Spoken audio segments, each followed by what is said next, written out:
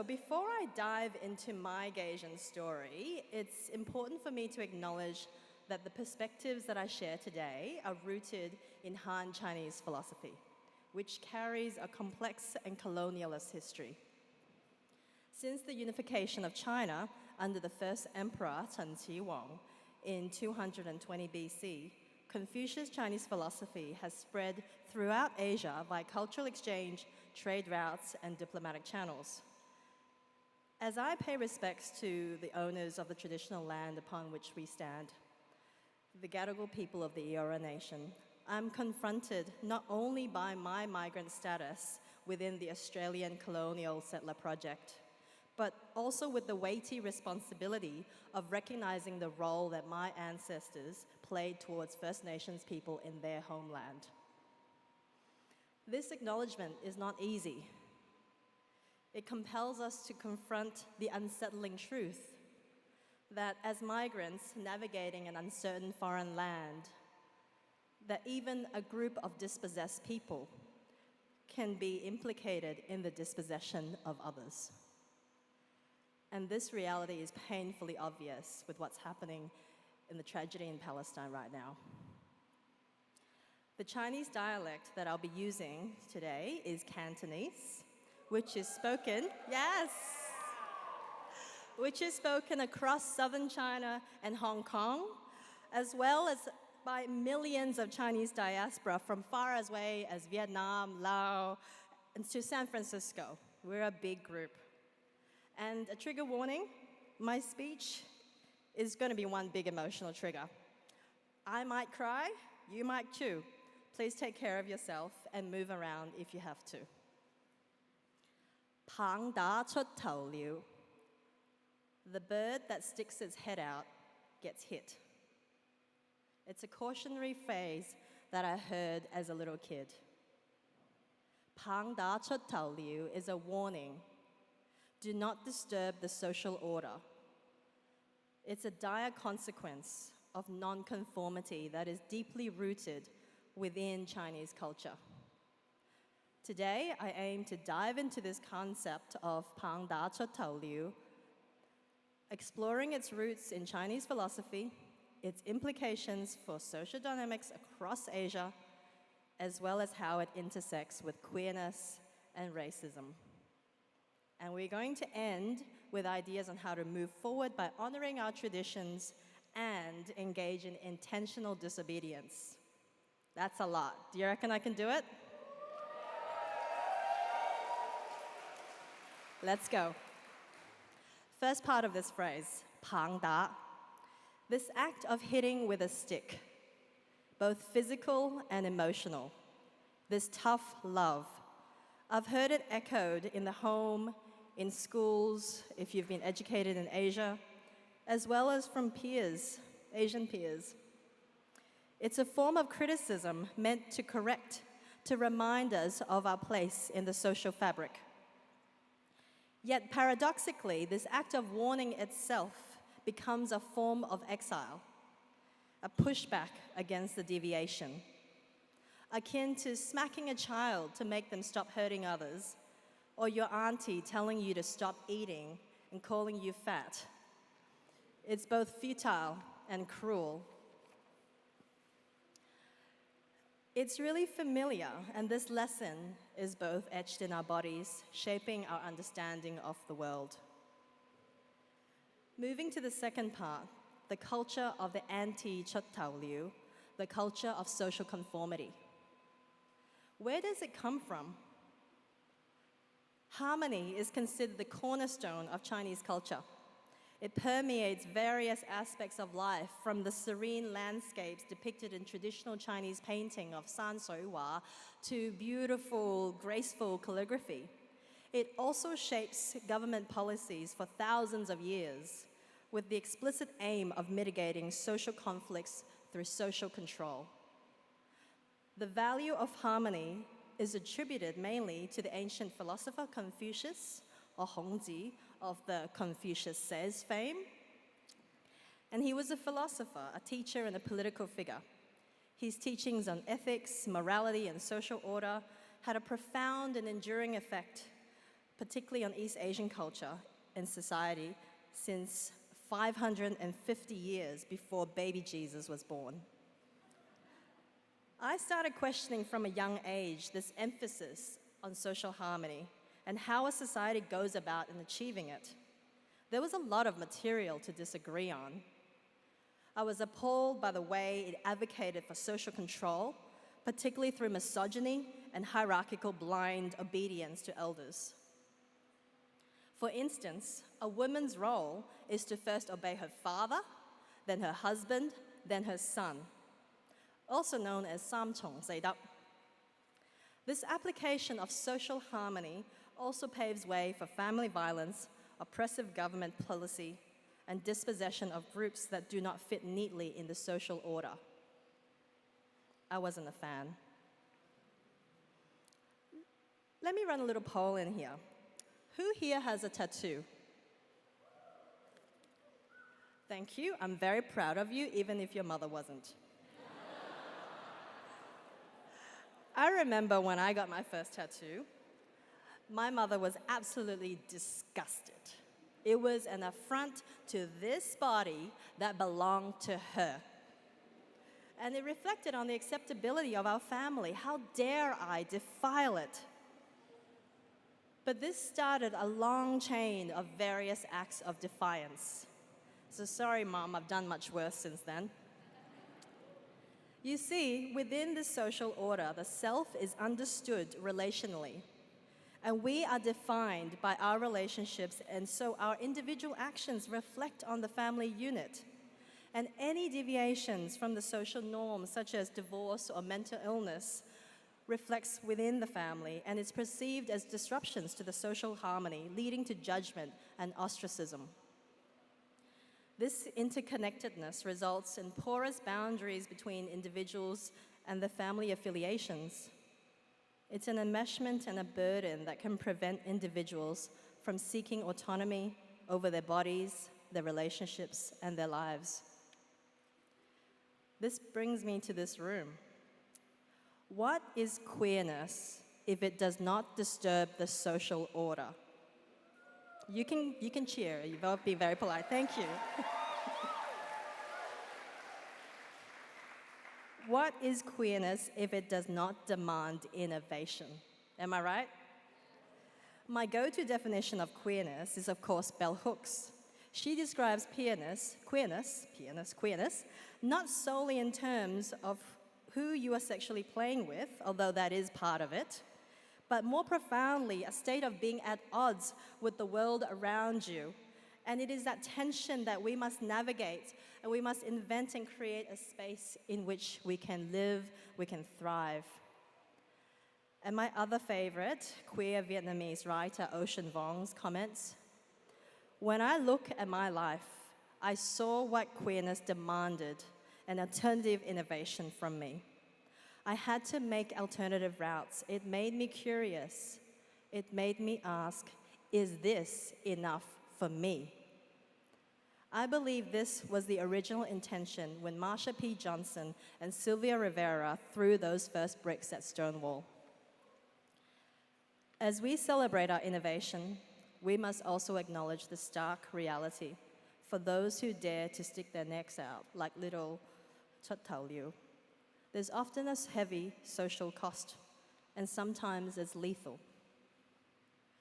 And for those who stick their heads out by their queerness, as well as being a person of color, the effects can be intersectional, although the benefits can be intersectional too. Not only can we experience marginalization for being queer, we can experience marginalization for our race and our identity. I recall my first cultural sensitivity workshop many, many moons ago, sitting there with my eager eyes, armed with pen and paper like a little nerd. As the presenter shared harrowing statistics about violent anti-Black racism, especially towards Indigenous Australians, I couldn't help but feel a pang of guilt. It reminded me of the countless conversations I had with the Asian community about anti-Blackness, and heated conversations and arguments I had with my parents and elders and my broken teenage Chinese. I had always known that we too were part of the problem. But my curiosity got the better of me this time. I mustered up the courage, raised my hand, and said, "What type of racism do Asians experience?" The presenter shot me with an annoyed look and casted me as that Chot Tao Liu once again. I felt a sting of shame that I took up space. It wasn't my time. But the question lingered. Where does it leave the queer Chot Tao Liu that is Asian? What that event and many more in the years following taught me was that our consequence was invisibility.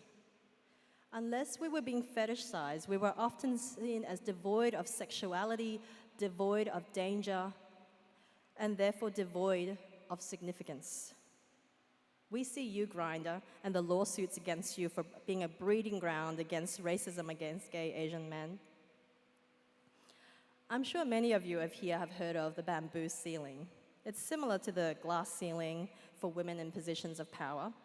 The bamboo ceiling refers to systematic barriers that hinder Asian individuals from advancement in professional environments. The common belief is that it comes from stereotypes and biases inflicted upon Asian minorities. But it's not far-fetched to see how a culture that emphasizes social obedience does not prepare us for that environment, and a culture that emphasizes Pang Da Chot Tao Liu can put Asians at risk of the bamboo ceiling. And we know that queer culture places a great emphasis on the opposite of invisibility. Our parades, our rallies, our parties call upon us to be highly visible. Unless you are what Hannah Gadsby calls a quiet gay, in which I'm all for that. But there is this tension that many of us have to navigate, the pull of the invisibility and the pressure of being highly visible. In the therapy room, I've come across this tension often in many interracial relationships. The level of how out loud and proud POC queers are compared to their non-POC partners can lead to profoundly painful ruptures. Don't get me wrong, the concept of coming out has led to queer communities being formed, and it's also, loudness is a form of protest. And also for partners, it can be really deeply painful and emotionally depriving experience. But it is not a blanket, accessible, safe, or ideal options for some. And the very binary view that you're either out loud or proud, or you're in the closet, can masquerade as liberation, but end up being just as oppressive. Psychologist Sekna Hamoud Beckett came up with this term of inviting in through her work with the Muslim queer sitting community. And with great sensitivity and effort, she was able to help some of her clients to foster deeper understanding and acceptance within complex family dynamics. I acknowledge that this is not possible for everyone. And on the topic of therapy, let's do another poll. It can be a silent one if you want. Who's here have been to therapy or want to go to therapy? Right, big group, right? We queers love therapy. As you know from my bio, I'm a clinical psychologist, so I have a few things to say about therapy, about seeking it, about delivering it, about teaching it. I've done all three. We need a culturally appropriate therapy that is evidence-based to treat our collective and individual traumas. We need ways of understanding our attachment models in the context of the social upheavals and migration that our families have experienced. As Black psychotherapist Resmaa Menakem says, trauma decontextualized in a person over time looks like personality. Trauma decontextualized in a family over time looks like family traits. Trauma decontextualized in a people over time look like culture. There's a phenomenon called acculturative family distancing. It describes the disconnect that migrant parents and their children experience due to cultural differences, language barriers, and different levels of acculturation. I suspect many of you have felt that deeply. We need to understand how these issues affect our relationships so that we can innovate a way to be both at odds with our family and still stay connected, so that we don't overly pathologize and become estranged from our culture and our family environment, leading to even more alienation.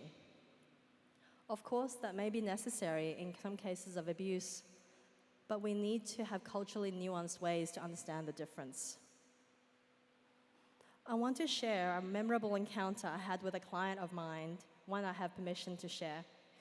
I once mentioned to them that we can look towards Western ideas of individuation to assert ourselves against oppressive cultural norms.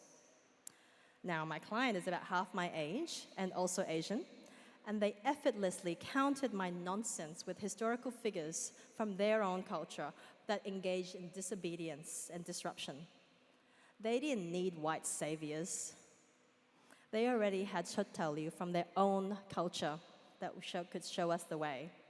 They schooled me, and I had the biggest smile on my face when they told me this. It felt really apt that someone who's half my age, the next generation, they had a lot less decolonizing to do. They could show me the way. And it prompted me to dive deeper within my own culture of narratives for healing. For instance, while Confucian philosophy advocated for obedience, being guai, the Buddha pursued enlightenment by renouncing his princely status. His journey involved a deliberate departure from the social norms and expectations of his time. He too was a Liu. I cannot leave out Gunyam Posat, the goddess of mercy, my family's deity,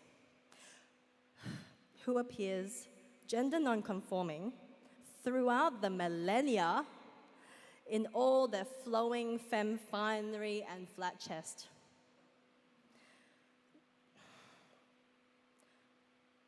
Not only this, a deeper exploration of Confucius philosophy also reveals that harmony is by its very nature relational. So therefore, it requires the coexistence of multiple parts. A single item does not harmonize. In fact, coexisting parties must be in some ways different. Sameness is not the same as harmony.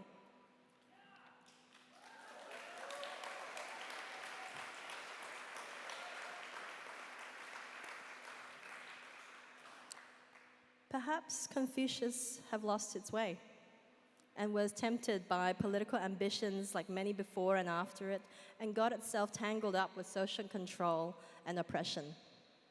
So it is our role to foster social harmony by envisioning a future that our ancestors could not have dreamed. We must honor their teachings by advocating for a new order that embraces our needs to connection and our needs for autonomy in body, mind, and soul. We don't have to disconnect, we just have to disobey.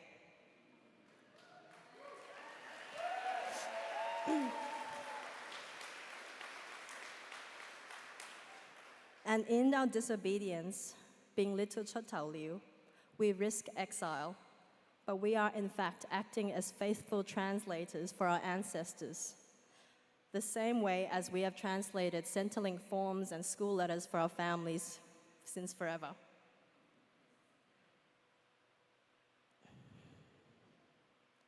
And as I look around this room at all you beautiful Liu that risked exile to be here so that you can connect to yourselves and connect to all of us in this room, thank you for being you.